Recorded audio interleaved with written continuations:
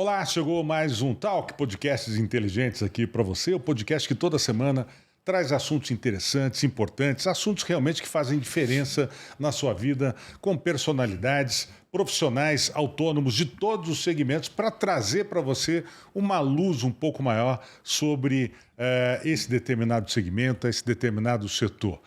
E hoje nós vamos falar sobre direito.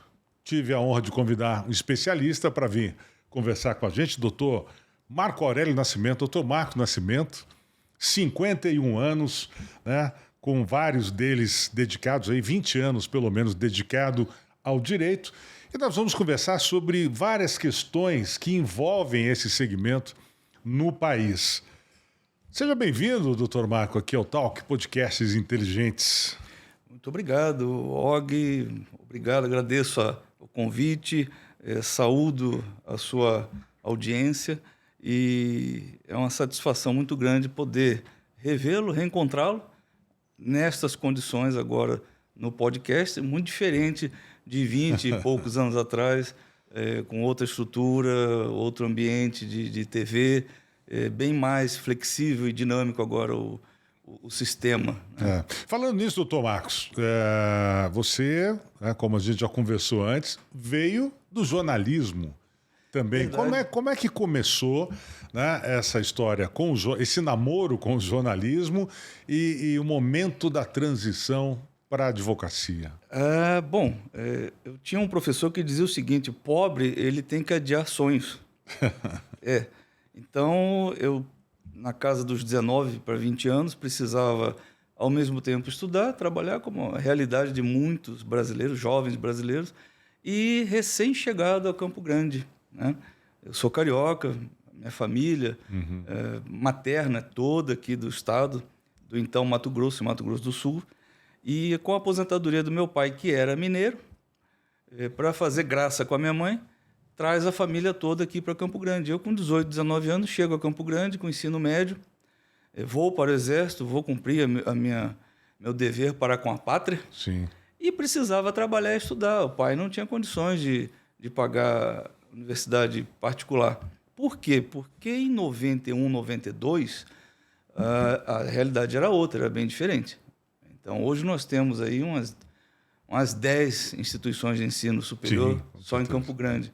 Naquele tempo, nós tínhamos uma universidade federal, não tinha direito, à época, e nós tínhamos, salvo engano, 2 faculdades particulares. A FUCMAT, à época, sim, que originou o CDB, e o CESUP, que originou a Uniderp. E olha, como é que eu ia fazer direito, a não ser se eu pagasse, fizesse o investimento na FUCMAT e não tinha condições. Então eu tive que adiar esse sonho. Mas eu tinha que fazer alguma coisa, eu tinha que estudar. E vou estudar o quê? Aí foi engraçado, porque uma prima minha me chamou para fazer a inscrição do vestibular. Ela ia fazer letras. Ela tinha vocação, queria ser professora, e eu não sabia o que eu ia fazer, porque o direito não estava disponível ao meu alcance. Vendo o edital no último dia de inscrição, eu achei bonita a expressão comunicação social. E eu gostei do social. Para que servia eu não sabia. O que ia fazer também não sabia. Mas... Na verdade, social não tem nem muita coisa. Acho que nem naquela época tinha, mas pois era. Né? A comunicação da sociedade, entre a sociedade ou para a sociedade. Né? Mas eu achei bonito o espectro da palavra. Né? Eu sempre estive ligado com voluntariado, com movimentos. Então, o social, para mim, soou bem. E as opções que havia também não eram muito favoráveis. Né? Então, algumas faculdades, alguns cursos, mais na área da saúde, mais na área de exatas. Então, o leque não favorecia. Então, que ano que foi isso? Isso foi em 92, algo assim. Eu já tinha um tempinho de TV Morena. Já eu assistia o seu programa. Já tem tempo. Já tem tempo. E, então, assim, eu entrei para a faculdade. No primeiro ano eu já queria desistir. Não é possível. Por quê? Porque eu não fumava maconha. E assim, a minha turma, metade da turma fumava maconha.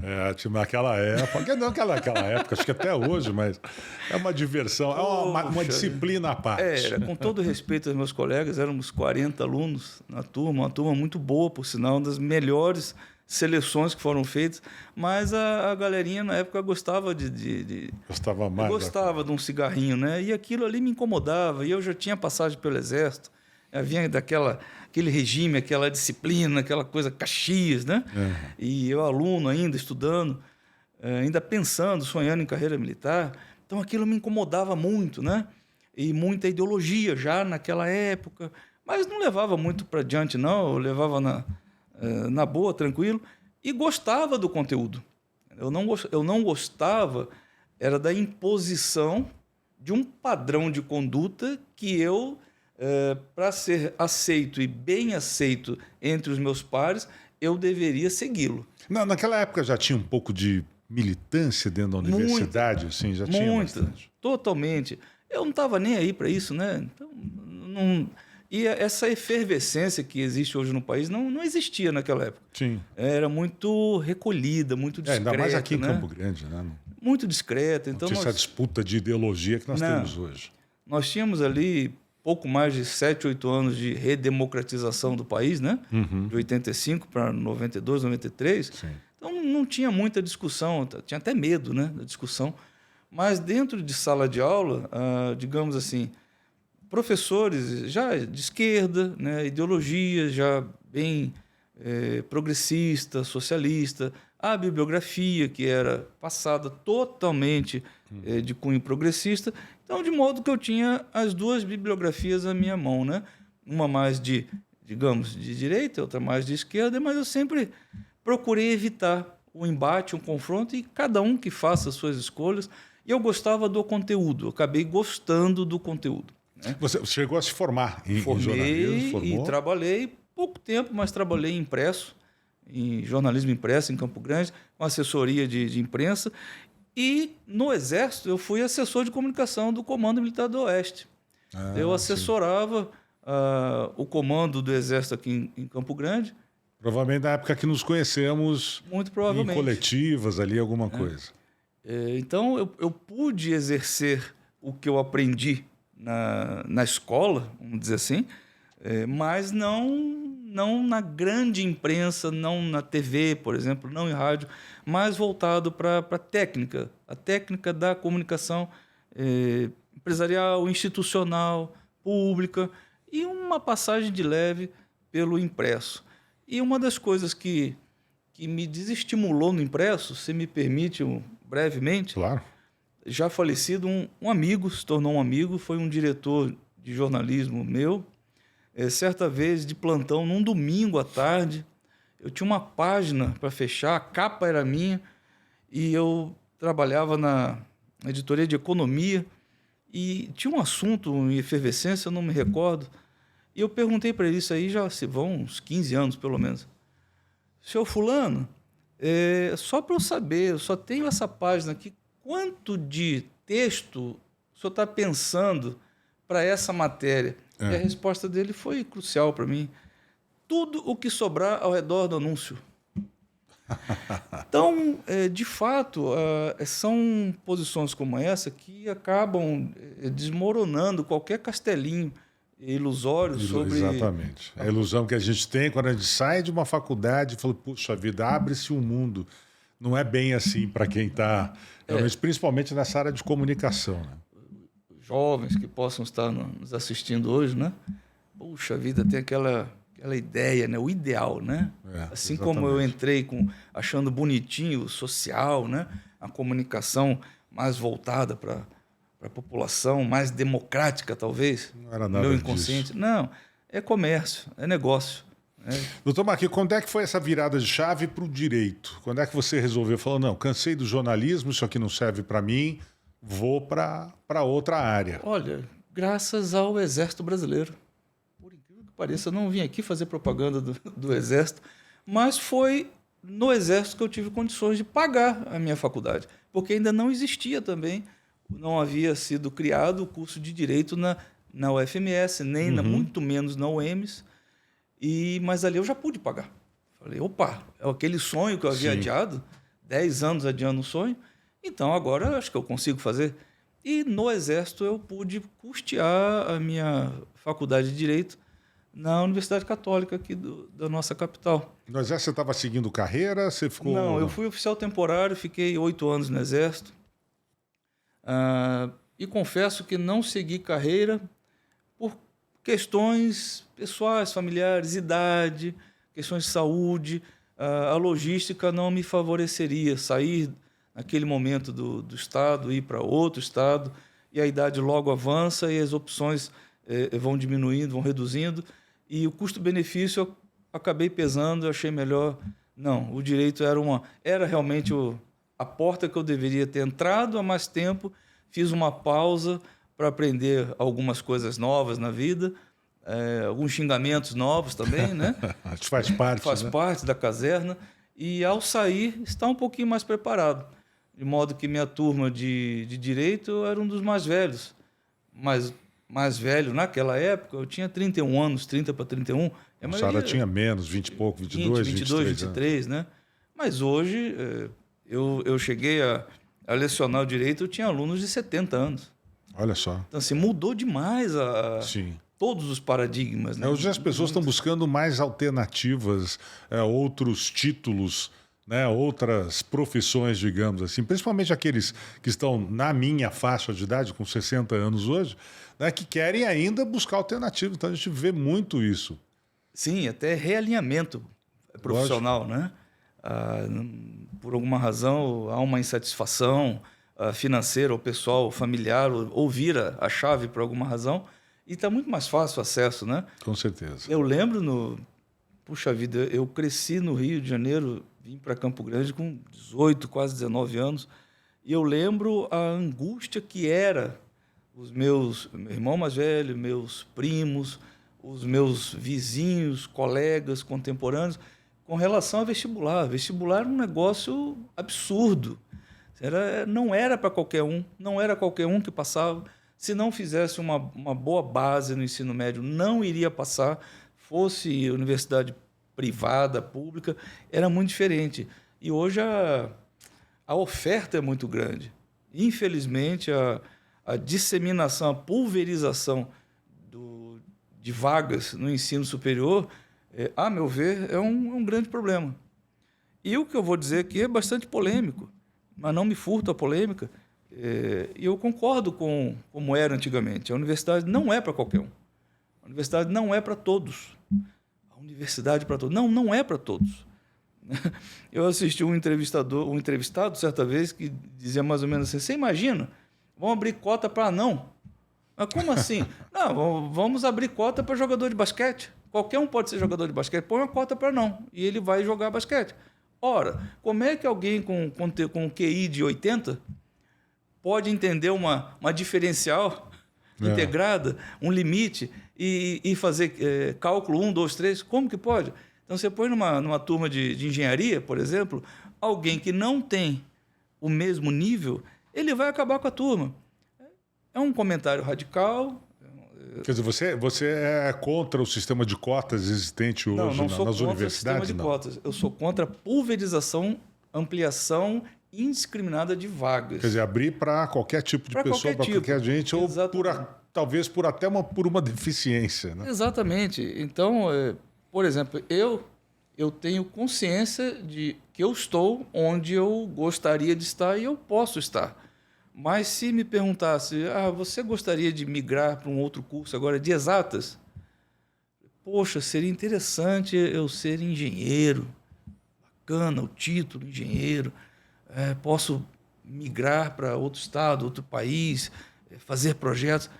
Mas eu tenho aptidão para isso? Nenhuma aptidão. E, infelizmente, 10 anos no ensino superior, o que eu pude observar 10 anos nos cursos de Direito? 90% por baixo, tá? Por baixo. E nós fazíamos essa pesquisa, esse levantamento ali empírico, em sala de aula. Uhum. Quem está aqui para advogar? 2, 3 levantavam a mão. A maioria é concurso público. É concurso público. Mas por que, rapaz? Você quer fazer concurso? Ora, meu pai quer me ajudar a pagar o estudo. Ok, meu estudo. Entre eu ficar fazendo cursinho sem ter a certeza de quando passar e gastar o dinheiro, investir o dinheiro numa faculdade de direito, na pior das hipóteses, se eu não pagar, eu já tenho diploma. Então, o que nós vemos hoje, infelizmente, são profissionais cada vez mais adestrados, entram no ensino superior sem nenhuma base, sem uma base de nada. E que passaram por uma militância nesse ensino superior, né? Principalmente se for universidade pública. Sim, tem que... E outra, não se reprova o aluno. Para o aluno, para reprovar, ele tem que ser retardado mental. Ele tem que ter QI de girino para ele reprovar. É impossível reprovar no ensino superior privado. Eu falo de 10 anos de ensino superior. Exemplo, certa vez eu já ali no finalzinho desses 10 anos, acho que foi a gota d'água para eu sair da universidade. Eu já lecionava em 3 faculdades de Direito. E surgiu uma vaga numa outra faculdade, onde amigos me indicaram. Mas havia outros candidatos, então seria necessário uma seleção. E a seleção seria uma aula prática. Eu compareci o dia, peguei o ponto, dei a aula, cuspe giz, né? Como se falava antigamente, quadro negro, respondi a sabatina da banca e, ao final, me chamaram, o presidente da banca me informou que eu já estava eliminado ali de plano. Eu não poderia ser contemplado. E eu questionado por quê? Eu falei, não, porque é o seguinte, você usa um vocabulário muito rebuscado e o nosso público de alunos é classe C e D. Você vai ter problemas aqui, nós vamos ter problema com você. Então, você respondeu tudo, sua aula está ok, não tem problema nenhum com a sua aula, mas os nossos alunos vão ter. Então, muito obrigado. Puxa vida, e ali, em vez de primar por uma qualidade, uma coisa melhor, ainda mais um curso de direito. Og, por Deus, nós chegávamos ao ponto, nas reuniões de professores, a gente não sabia mais o que fazer. Falei, nós temos que ter um mínimo de questões discursivas, questões abertas. Aí não dá. Bota objetiva, marca X. Por quê? Você fazia um enunciado de uma questão com 4 linhas, a resposta vinha em meia linha. E ainda errada. Né? Então, vocês não conseguiam entender o que você escrevia, entendiam errado, ainda escreviam errado. Então, não tem solução esse modelo de ensino que nós temos hoje à disposição e cada vez mais com a preocupação de ampliar vagas para que nós, Brasil, Sistema de Educação Brasileiro, possa figurar muito bem nos IDHs, nos índices da ONU e etc., né? Organismos internacionais. Isso reflete em incentivo, em investimento. Há um reflexo positivo na participação da população do país no nível superior. Mas não é assim nos Estados Unidos, não é assim na Europa. A Alemanha, por exemplo, é curso técnico. O alemão não está nem aí para curso superior. Está nem aí para mestrado. Se o candidato ele demonstrar capacidade técnica e conhecimento, ele precisa ter uma formação. Não há essa necessidade. Todos lógico que é diferente, por exemplo, de medicina, de odontologia, né, onde você exige uma prática que é ensinada nas faculdades hoje, que a gente vê que é até louvável. Agora, questão do direito e outras profissões, não há essa necessidade, digamos assim, né? E países que estão na vanguarda do desenvolvimento, eles produzem. Eles não compram, eles produzem. E para produzir é necessário ter mão de obra. Aí eu lhe pergunto, meu pai dizia para mim, em tom jocoso, em tom de brincadeira, o que você sabe fazer? Eu sou jornalista, mas o que você sabe fazer? Agora você é advogado, o que você sabe fazer? Não, mas realmente, o que você produz para o país? Entendeu? Tudo bem, você vai ganhar seu dinheiro, você vai ter seu emprego, vai ter seu salário, vai ter seu status social, mas e a máquina? E a produção? Diferente do Brasil, onde o título vale muito mais do que a capacidade técnica, né? A gente não produz, a gente não cria, não tem um prêmio Nobel. Basta ver que os secretários, ministros e tal, não sei o que, é o tipo de formação para o cargo que ocupam, né? Não tem nada a ver, né? Mas, bom, mas deixando a política um pouco de lado, a gente volta nisso depois. Doutor Marco, você foi, né, trabalhou também, hoje é advogado, mas trabalhou também como assessor jurídico de juízes, desembargadores, ou seja, já atuou dos dois lados da moeda.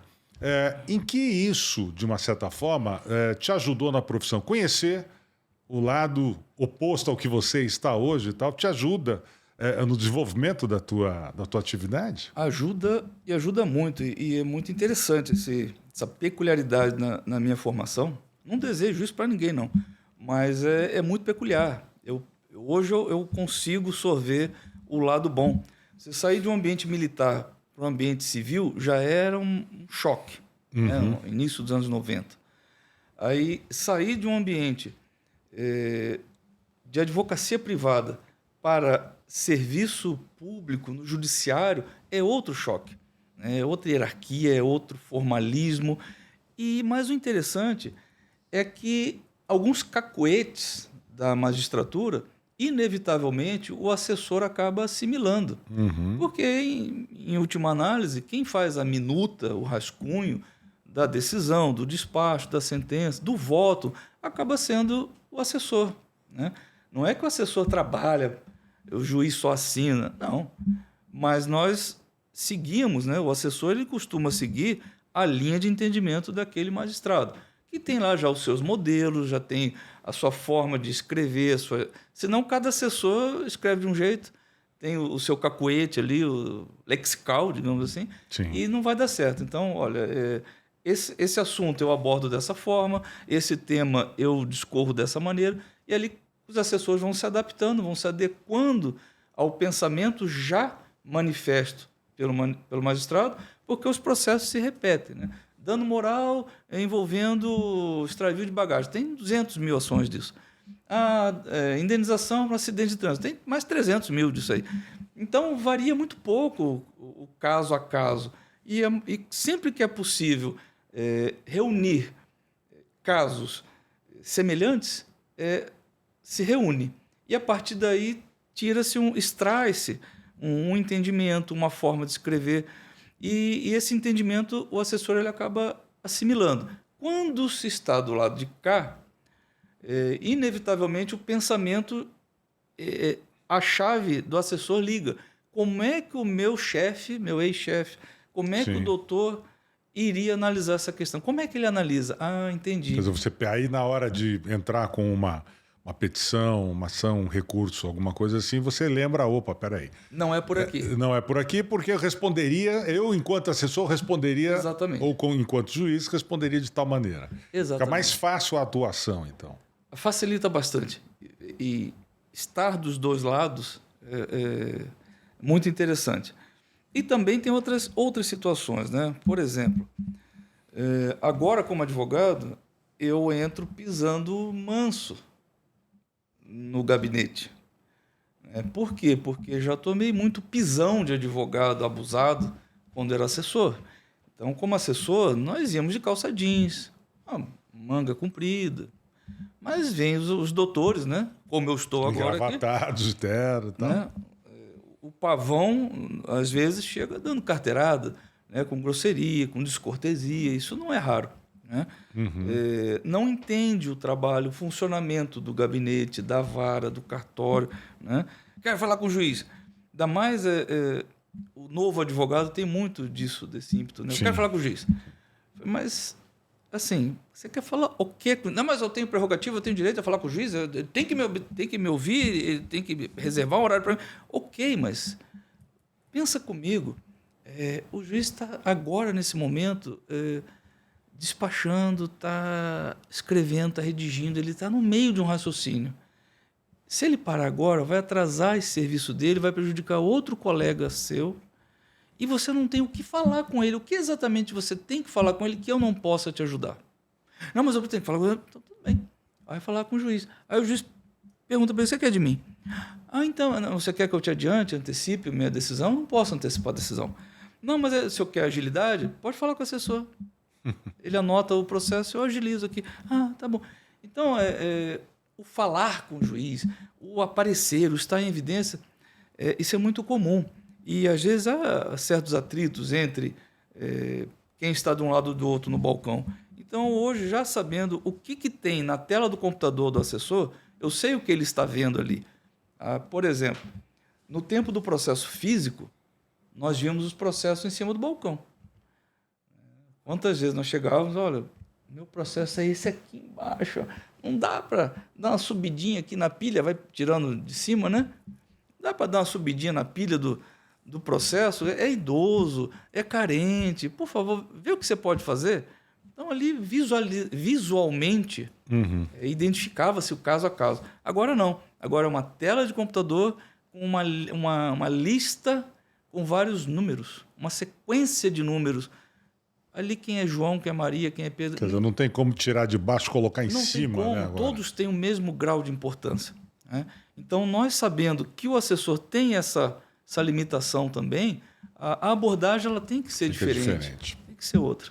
Doutor, quais os grandes desafios que o senhor vê hoje, atualmente, na execução da profissão do direito? Olha, a gente não pode deixar de mencionar, né, o desafio de pagar as contas, porque toda profissão liberal ela tem um grau de instabilidade, diferentemente do serviço público, que todo mês, né, todo mês cai na conta, né? Mas isso aí, com o tempo, a gente administra. É plenamente possível a gente conseguir, fazendo um bom trabalho, tendo uma boa atuação, garantir o nosso pão de cada dia. Então, eu não diria que a questão financeira seja o maior, diretamente falando, Sim. o maior entrave. Hoje, sem sombra de dúvidas, sem a menor dúvida, o maior problema para a advocacia, a meu ver, e o que eu escuto dos meus colegas, chama-se insegurança jurídica. Isso o país vive, a gente, né, se referencia a isso praticamente todos os dias. Né? Insegurança jurídica. Houve um tempo, aliás, esse tempo ainda existe, porque ainda está escrito. A nossa Constituição, a nossa legislação, que está abaixo da Constituição, garantem uma série de procedimentos. Então, nós temos lá a separação de poderes independentes e harmônicos entre si, cada um executando as suas funções, e de alguns anos para cá, há mais tempo do que se imagina. A gente vê uma interferência 20 anos para cá, de um poder no outro. Exatamente. O Poder Judiciário emplacou um modus operandi que bebe na teoria, numa doutrina a qual se dá o nome de ativismo judicial. Então, o que é o ativismo judicial? No momento em que aquele poder, seja o executivo, seja o legislativo, ele deixa de cumprir a sua obrigação, então o legislador não legisla. Existe um problema de saúde pública e o executivo não toma uma decisão, não edita um decreto. O legislador não publicou uma lei complementar que vai regulamentar determinada situação. Então, o judiciário começou começa a intervir. Começou a decidir e a obrigar esses agentes a cumprirem o papel que lhes cabe. Quer dizer, assumir o papel do executivo e do legislativo e o seu próprio papel do judiciário. Só que no momento que ele sai da casinha dele, aí eu pergunto, como fica a imparcialidade? Porque o juiz ele é equidistante em relação às partes. Então, ele fica no meio. Tem uma parte de um lado, a parte de outro. Mas no momento em que ele dá um passo, seja para um lado, seja para o outro, ele já se comprometeu. E hoje a gente vê a justiça investigando, mandando prender, julgando, enfim, condenando, quer dizer, está assumindo praticamente todos os papéis. Né? Exatamente. Isso é muito ruim para a advocacia. Né? Muito ruim. A advocacia ela é tida como a profissão que, embora tenha esse glamour individual, mas é a profissão que surge para dar voz à sociedade. Um exemplo, muitas pessoas ainda acham que aquela prática, que era muito comum no passado, principalmente entre estudantes paulistas e cariocas, do dia do pendura, o dia que se comemora a criação dos cursos jurídicos do país, advogados tinham por hábito servir... Dá o calote aí nos botecos, restaurantes. Se alimentavam, bebiam e anunciavam que era o dia do pendura e ir embora. Ainda tem isso hoje ou não? Muito raro, muito raro.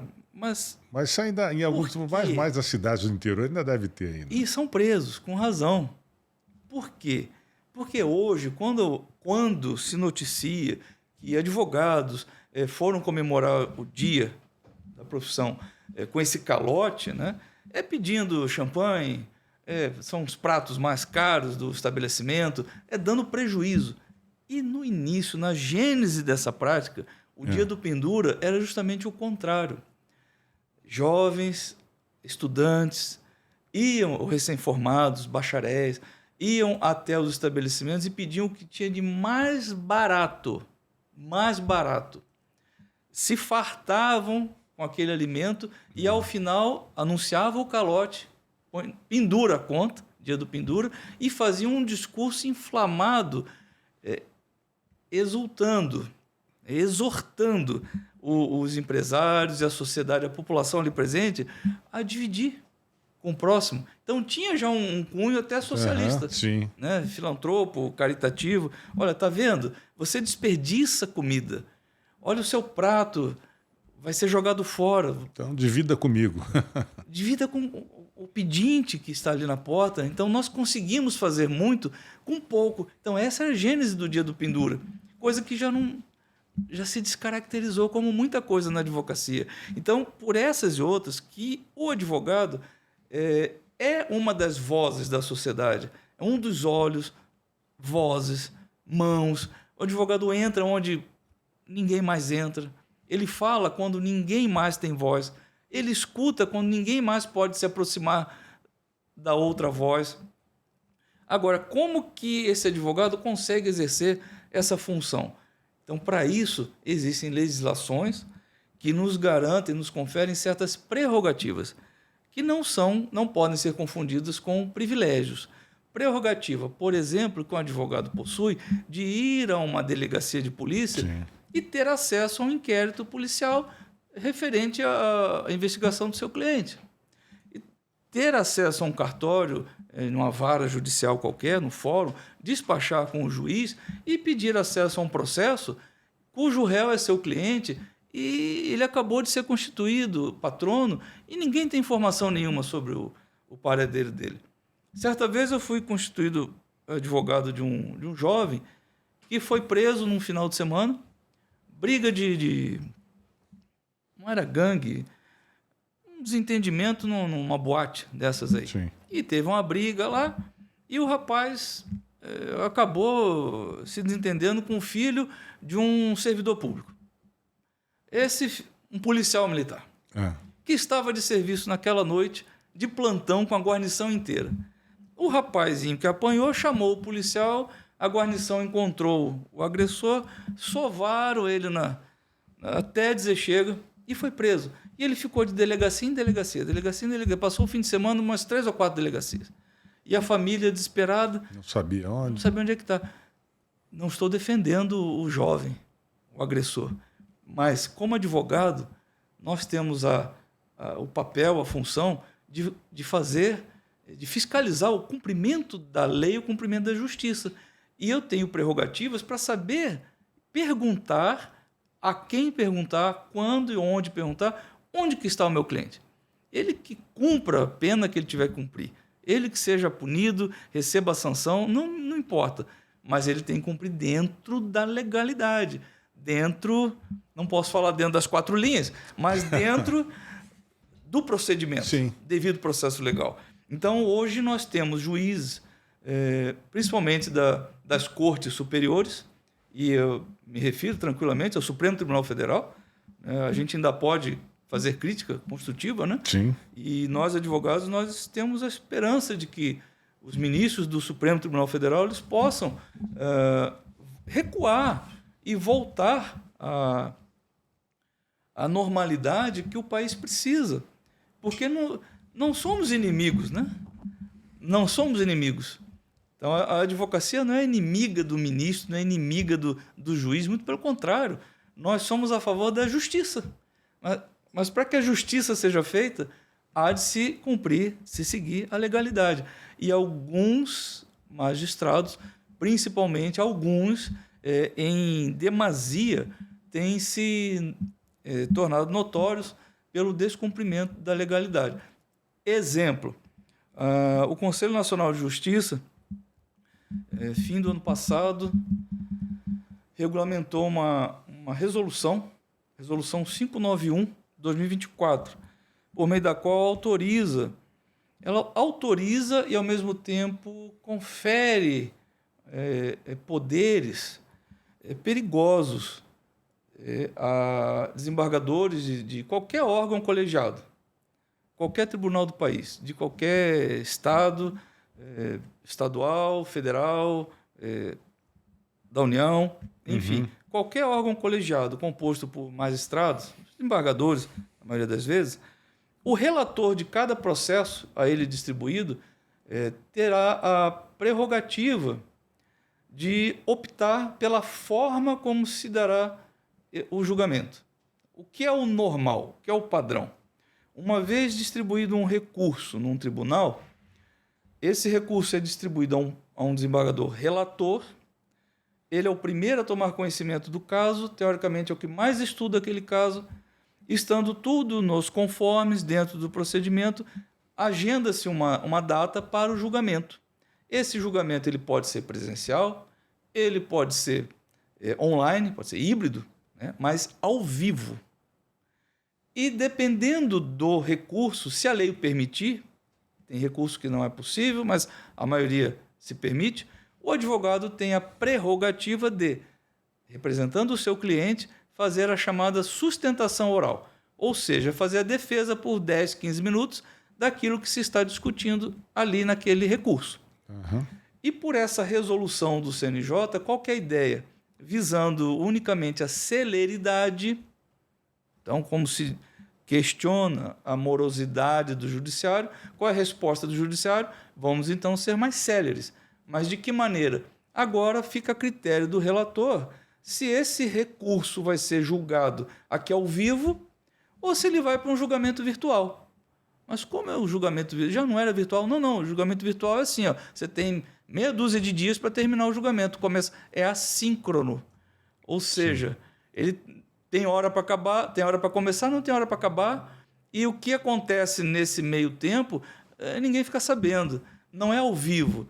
Então, os julgadores, eles entram e saem da sala de julgamento virtual a hora que eles quiserem, de madrugada. Bem, e o advogado e o seu cliente têm que ficar a essa disposição. Exatamente. E o que é pior, esse mesmo relator, ele pode determinar, tem esse poder, a partir dessa resolução, se a sustentação oral ela poderá ser presencial, ali ao vivo, ou não.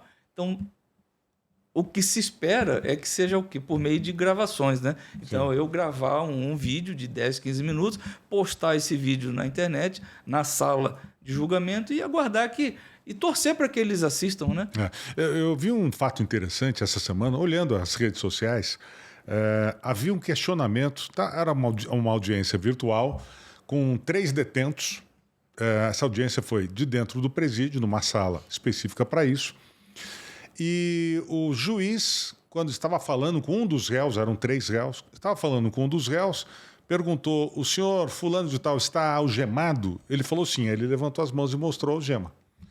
Aí pediu ao carcereiro, falou, não sei se você chegou a ver esse vídeo, falou, por favor, retire as algemas do réu.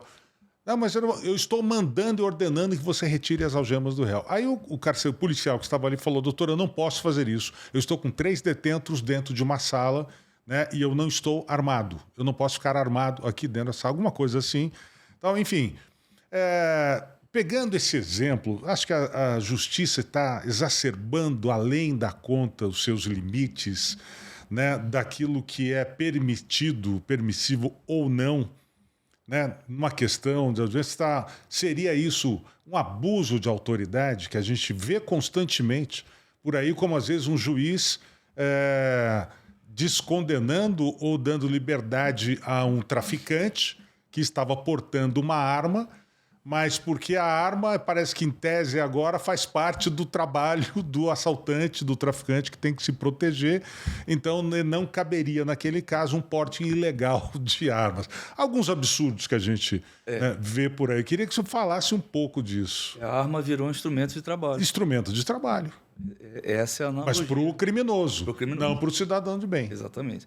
Isso é mais um capítulo dessa insegurança jurídica que nós vivemos, né? Parece que o mundo, o nosso mundo, o mundo que a gente vive, nós vivemos hoje no Brasil, vou esquecer outros países, vou me limitar, as nossas fronteiras. As nossas fronteiras, nossos limites aqui, né? Mas a impressão que dá é que acontece alguma coisa muito estranha no país, muito estranho. É o poste fazendo xixi no cachorro. Alguma coisa do gênero, né? Abuso de autoridade existe quando se extrapola aquilo que está previsto em lei. Por exemplo, nós vimos na época da pandemia, um dos vários exemplos, né? Aquele desembargador lá de São Paulo dando uma carteirada num agente, num guarda municipal, se eu não me engano, que falou para ele colocar a máscara. E aí já diz que é desembargador, vou te prender, vou ligar não sei para quem. Sim. Isso é abuso de autoridade. No caso desse vídeo... É o famoso, você sabe com quem você está falando? Pois é. No caso desse vídeo, o agente penitenciário, eu lembro que ele ainda disse assim, olha, eu estou sozinho.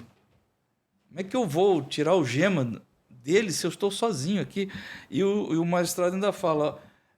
se você não tirar, eu vou suspender a audiência. Ele ameaçou isso. É inconcebível uma penitenciária não prover a segurança, né?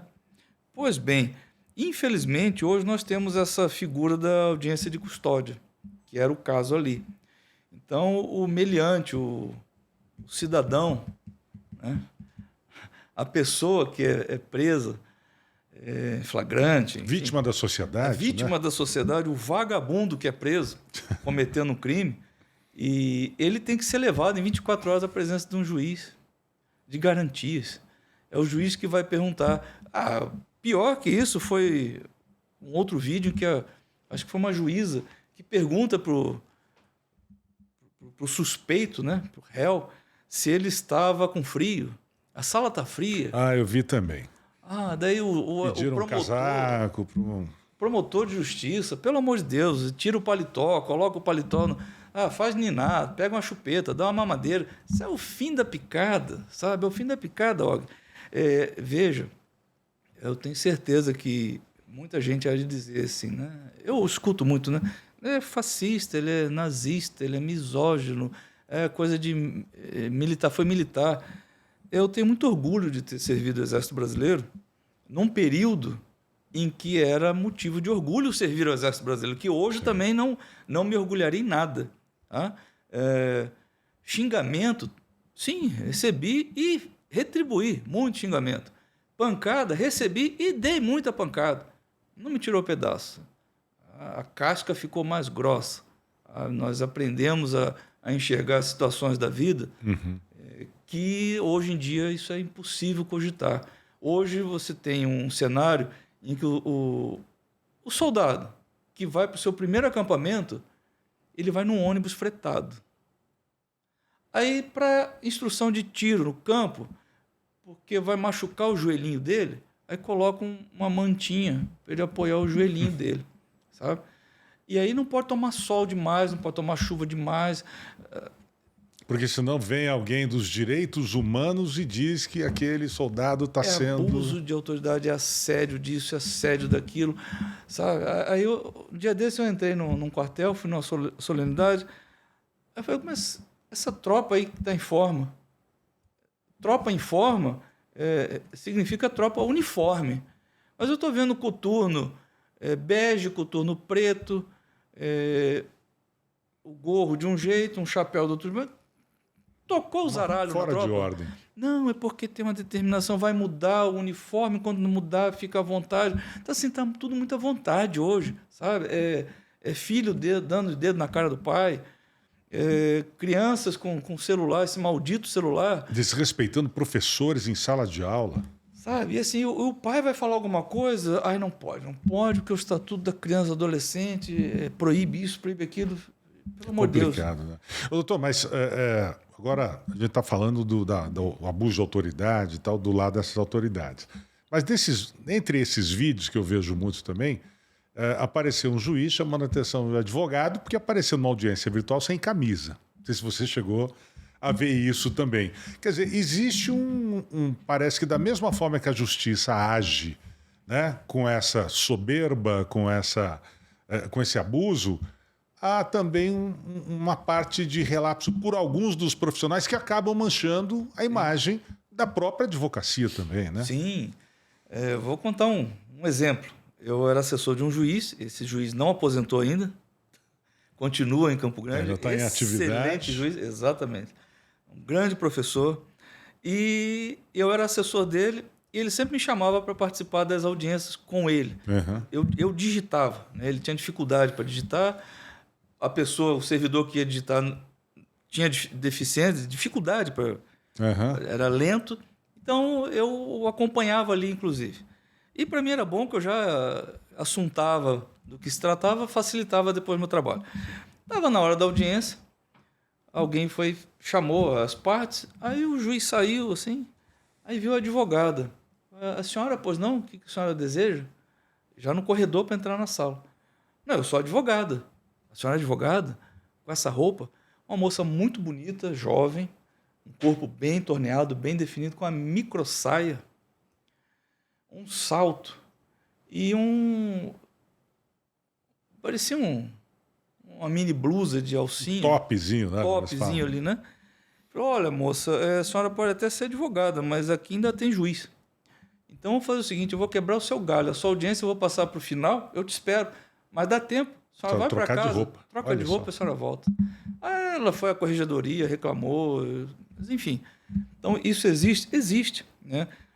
Agora está na moda, né? O advogado, a pessoa que se veste socialmente, né? Não só advogado, mas é muito comum mesclar uma calça social com um calçado menos formal. Sim, né? Uma mistura de informalidade com o que está dentro da ética, digamos assim. É chique, é bacana, mas é bacana você lá em Milão, você na não Paulista. Numa audiência, né? Não numa audiência. Então, assim, a formalidade, ela não é chatice. Tá? A liturgia faz parte, ela não se perdeu. Né? As gerações futuras, presente e futuro, eu não sei se elas vão dar conta de continuar. Mas isso muito também, essa minha preocupação, em função do que nós víamos falando no início. Né? A proliferação de cursos, as opções batendo na porta, a falta de vocação. Então, hoje eu não vejo, por exemplo, passei 8 anos no Exército, eu não vejo hoje tantos militares mais jovens vocacionados.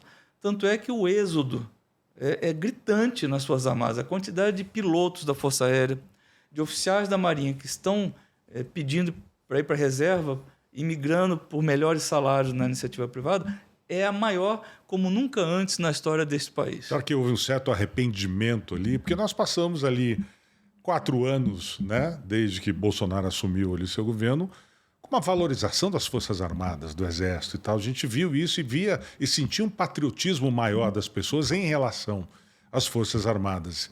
Mudou isso, né? Um pouco. Mudou. De 2 anos para cá? Mudou, inclusive, com desprestígio muito grande, né? Exato. Não só no aspecto financeiro, mas no aspecto moral também. Eu não estou na tropa, né? Mas eu acho que se eu estivesse na tropa, moral ia estar lá embaixo. Imagina. Um desgosto, né, de ver isso aí. Doutor, fala um pouquinho agora da sua atuação hoje. Que áreas que você atende hoje dentro do direito?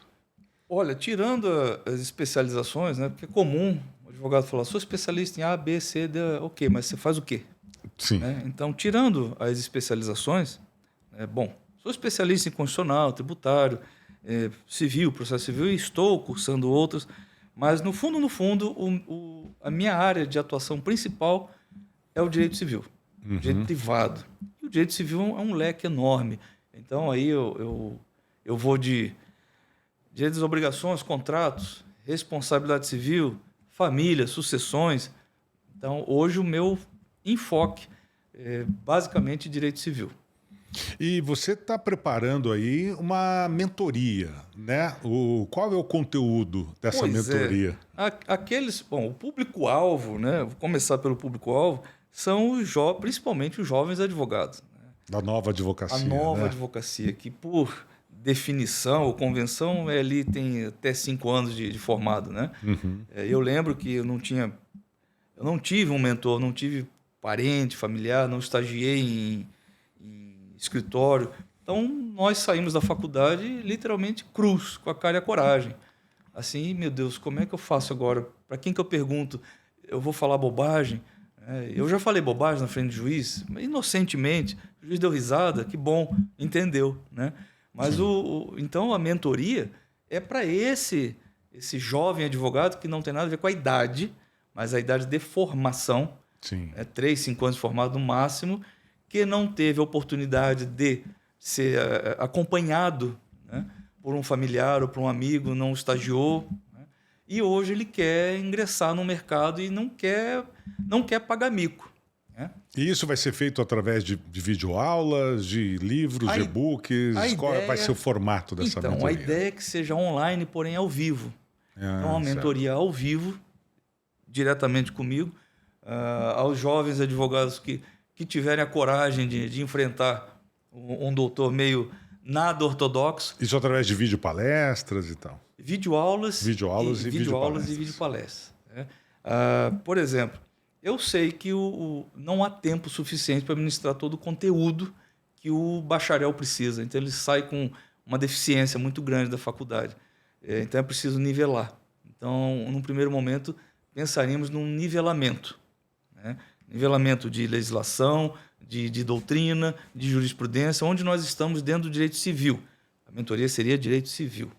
Então, o que nós estamos fazendo hoje no direito civil? O que importa em tais áreas?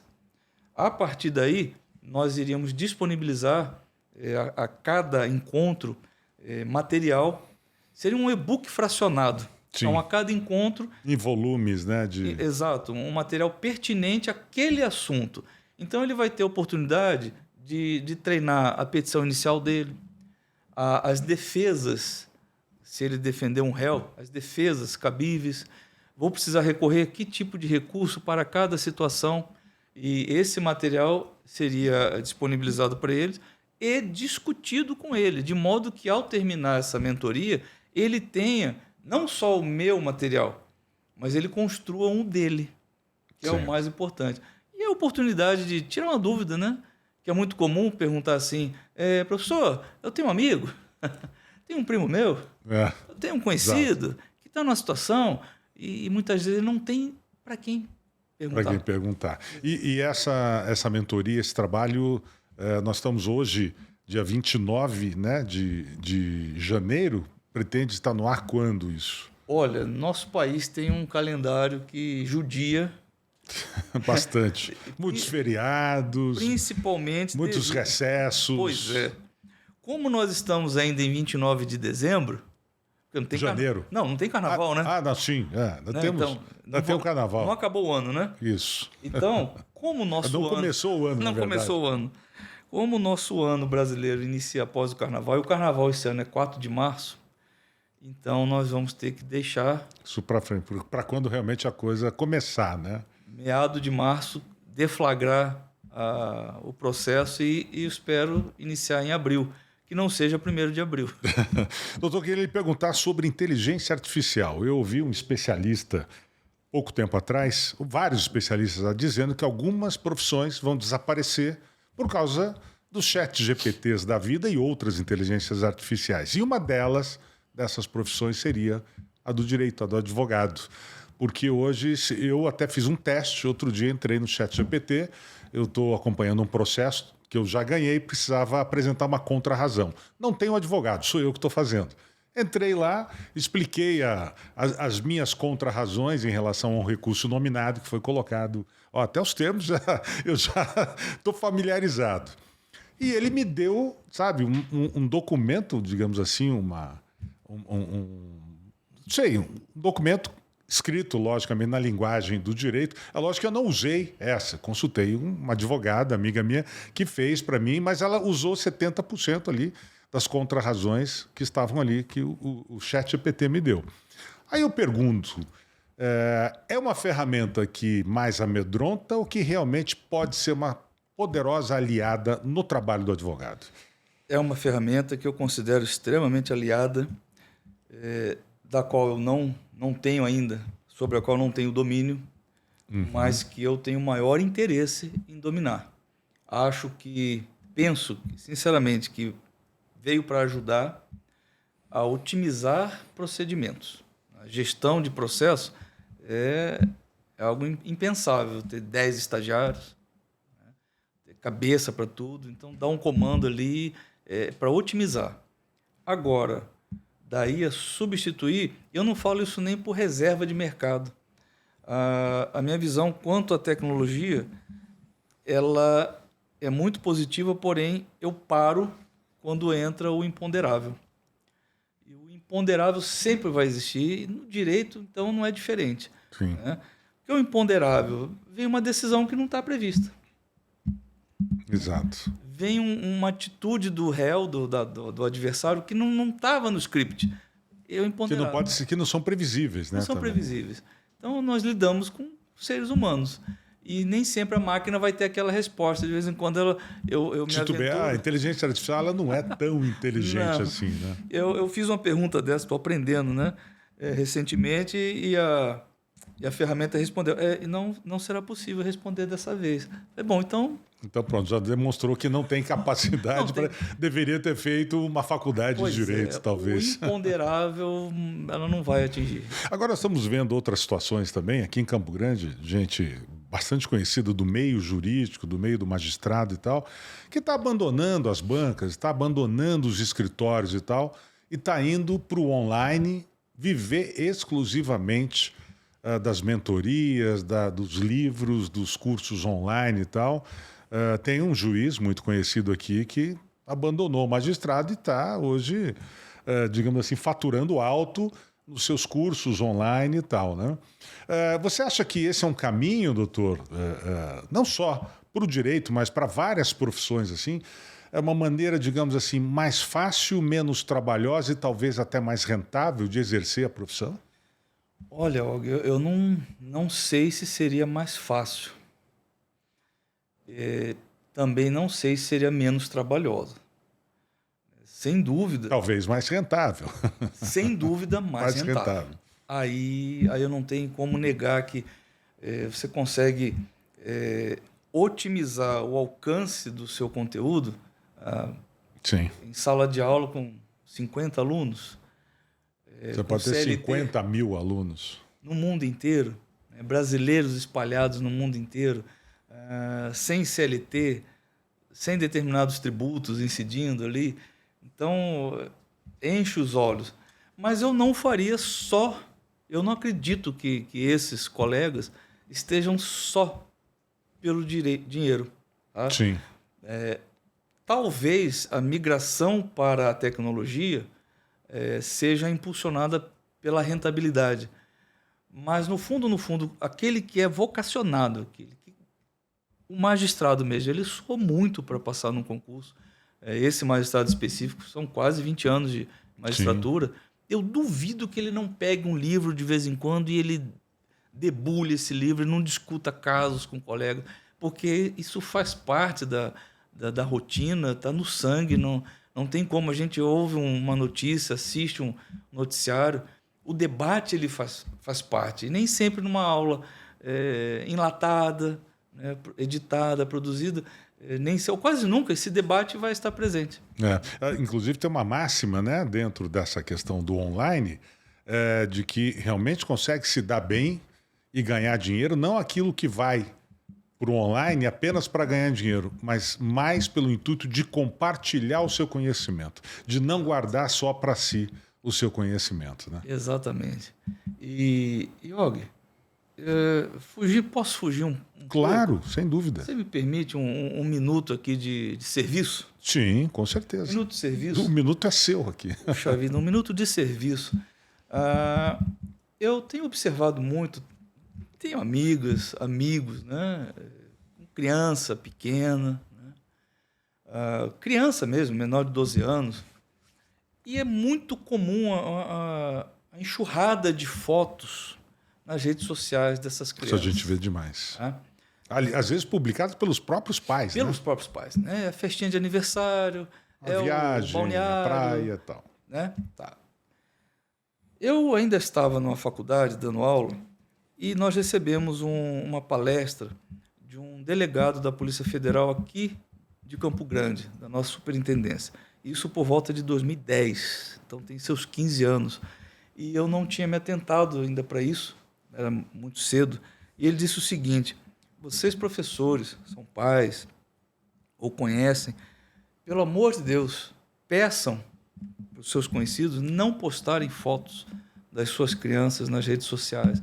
Mas por quê, doutor? Mas é tão bonitinho, é tão inofensivo. Não, não é inofensivo. E ele contou vários casos. Naquela época, a Polícia Federal já possuía ferramentas tecnológicas para identificar, rastrear na internet fotos de nudez pela emissão de calor. O calor da foto. Então, ao rastrear, escanear as fotos mais alaranjadas, avermelhadas, são parte já do eram corpo indícios disso. Desnudo. E a partir daí, algumas quadrilhas foram desmanteladas. E, pasmem, naquela época, chegou-se a identificação de um desses cabeças, um estudante de medicina de Minas Gerais, que foi identificado por conta dessa ferramenta da nossa Polícia Federal aqui local. E assim, é doentio. O que mais o delegado nos confidenciou? Esses pedófilos, né, esses doentes, eles chegam a um grau de doença de editar as fotos, tirar o corpo da criança que está vestidinho ali de Homem-Aranha e colocam numa criancinha nua. Coloca o rosto, a cabeça. Eles fazem montagens. Hoje, com a inteligência artificial, está sendo feito isso. E, inclusive, alguns pedófilos se transformando via inteligência artificial para parecer uma menininha mais jovem da idade daquele que eles estão abordando, mudando a voz para poder ter uma abordagem como se fosse uma amiguinha ali qualquer. Exatamente. Isso me chamou a atenção porque ontem uma médica com quem eu me trato, uma médica conhecida aqui na cidade, uma jovem médica, ela postou nos stories dela o menininho dela com a blusa da escola, na porta da escola, com os dizeres, com o nome da escola. E na mesma hora eu liguei para ela: tira isso daí, por favor. Mas por quê? Você já mostrou o seu filho? Deu indicação de onde ele estuda? Onde ele estuda, o período, olha só, o período que ele estuda, não faça isso. Então, esse é um perigo muito sério. E muitos amigos acham que é bonito, que é interessante alimentar as redes, mas não fazem ideia do perigo que está hoje em dia esse tipo de abordagem virtual, seja para abuso sexual, seja para sequestro, tráfico de seres humanos, tráfico de órgãos, inclusive. Isso é muito sério e devia ser mais debatida essa questão. Doutor, quem quiser lhe procurar para alguma consulta, para saber sobre a mentoria e tal, qual que é o seu arroba? Onde é que a gente encontra você nas redes sociais? Sim. Nós temos o nosso arroba... Está aqui no rodapé para vocês verem. Arroba Marco_M Nascimento. Marco_M Nascimento, tudo junto. Nascimento, tudo junto. Está aqui. Está aqui no rodapé para vocês verem lá. E qualquer dúvida, é só entrar em contato com o Dr. Marco, quiser uma mentoria, uma assessoria, uma consultoria na área do direito. Corajoso, o negócio, o bicho pega, literalmente, sem filtros. Tá, joia. Dr. Marco, obrigado pelo bate-papo. Tá? Eu que agradeço a atenção. Sucesso. Muito obrigado. E que essa mentoria realmente venha fazer a diferença na vida de muita gente aí da jovem advocacia. Assim esperamos. Obrigado. Muito obrigado, doutor. Bom, gente, esse foi mais um Talk Podcast Inteligentes, tratando de assuntos diversos dentro dessa área do direito, que é realmente muito importante, com o doutor Marco Nascimento. Quer tirar mais dúvidas? É só entrar aí, né? Acessa o o arroba lá, o perfil dele no Instagram, e ele vai estar à disposição para conversar com vocês. Obrigado mais uma vez, doutor Naco. E a gente vai ficando por aqui. Em breve tem mais um Talk Podcast Inteligente para você. Até a próxima.